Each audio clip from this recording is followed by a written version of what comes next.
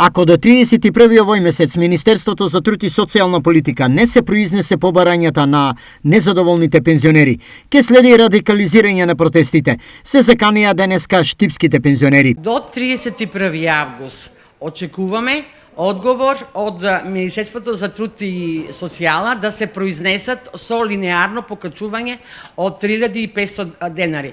Доколку до 31 август ќе чекаме и ќе бидеме стрпливи, немаме одговор, тогаш сите општини од државата, сите здруженија ќе се координираме и веќе од 1 септември започнуваме со други и по-радикални мерки. Се поддржуваат сите барања што се доставени кај министерката Тренчевска.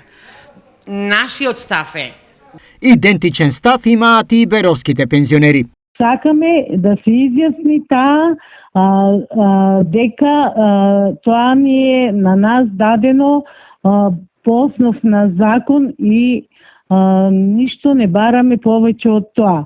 Чекајќи го одговорот, беровските пензионери ја проширија листата со барања. Дали ќе бараме минимална пензија, дали ќе бараме усогласување процентуално спрема трошоците на живот или спрема потрошувачката кошница што секој месец ја имаме од Завод за статистика, а нашите примања се многу енормно помали од сето тоа што го имаме.